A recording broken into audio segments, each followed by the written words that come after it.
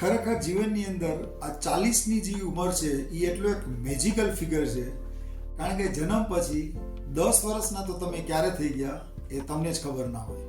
જેવા 10ના થયા કે પછી સ્કૂલનું tension, percentage, marks, grade, competition, આ બધી વસ્તુમાં જ તમે 20 સુધી પહોંચી જાઓ.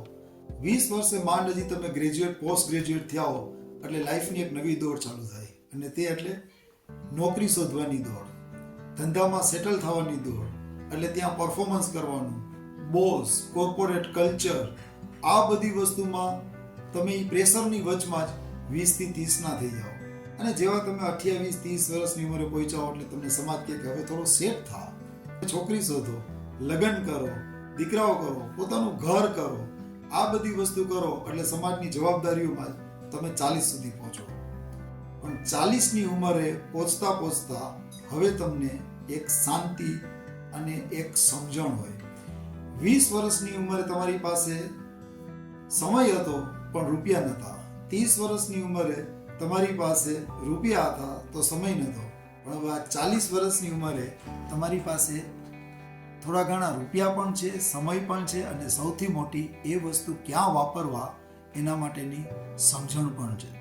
40 વર્ષની ઉંમરે પહોંચ્યા સુધીમાં તમે જુઓ ને કેટલા પ્રકારના લોકોને તમે મળી લીધું, કેટલા પ્રકારના પ્રસંગોમાંથી તમે પસાર થઈ ગયા, અને આ જ બધા લોકોએ અને આ જ બધા પ્રસંગોએ તમને ખરેખર ઘડ્યા, અને તમે આટલા ઘડાઈ ગયા કે તમને યાદ છે કે 20 કે 30 વર્ષની ઉંમરે તમને જે બધી વસ્તુઓ ડિસ્ટર્બ કરતી હતી, you truly don't bother about that now. No, હવે તમને ખબર છે કે આ બધી વસ્તુ આટલી બધી કોઈ ઇમ્પોર્ટન્સની નથી. Now you have become a very mature person. હવે તમે પોતાનામાં મસ્ત રહેવા માંડ્યા. 40 વર્ષની ઉંમર એટલે જ્યારે તમારી પાસે 20-25 વર્ષનો એક્સપિરિયન્સ છે, અને આગળ હજી 20-25 વર્ષ કેમ જીવવા એ એક આખું ખુલ્લું મેદાન છે. એટલે 40 is the middle milestone of the life where you can truly decide તમે પોતાની આગળની લાઈફ કેમ જીવવી છે એને ખરેખર તમે પોતે ડિઝાઇન કરી શકો, એ પાથ તમે ખરેખર નક્કી કરી શકો. 40 વર્ષની ઉંમરે તમે કોઈ બહારના વ્યક્તિના અપ્રુવલ માટે કંઈ રાહ ના જુઓ, બહારના વ્યક્તિઓની બહુ પરમિશન માટે તમે રાહ ના જુઓ.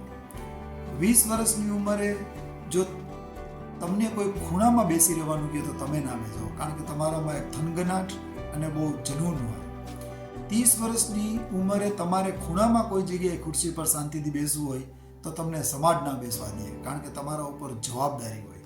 પણ હવે 40ની ઉંમરે પહોંચતા તમે પોતાનામાં મસ્ત એકદમ શાંત હો.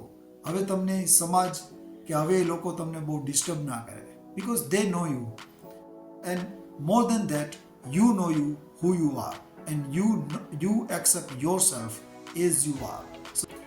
તમને યાદ છે કે 20 વર્ષની ઉંમરે તમે એ છોકરી માટે રાહ જોતા હતા કે જેના માટે તમે ચાંદ તારા તોડી લાવશો, અને 30 વર્ષે જ્યારે તમને એ છોકરી મળી ત્યારે એ જ પ્રોમિસના કારણે તમને ચાંદ તારા તોડવા માટે એ તમને ધંધે લગાડે.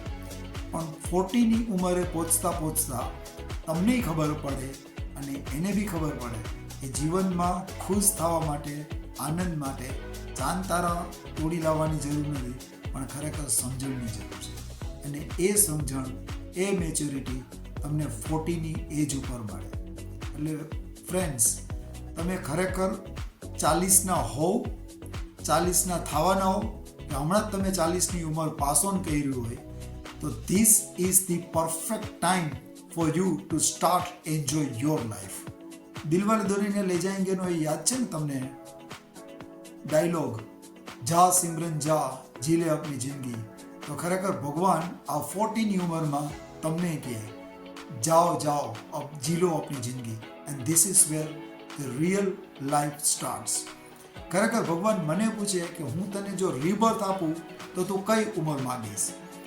તો હું 40ની માંગીશ, કારણ કે 10ની માંગું તો ભણવાનું ટેન્શન, 20ની માંગું તો નોકરીનું ટેન્શન, અને 30ની માંગું તો છોકરીનું ટેન્શન. બટ એટ 40 હવે મારું ભણતર પણ પૂરું થઈ ગયું છે, નોકરીમાં પણ સેટ થઈ ગયા છીએ, અને મને છોકરી પણ વ્યવસ્થિત છે કે જેની સાથે સમજણ છે. So this is wear the real life starts.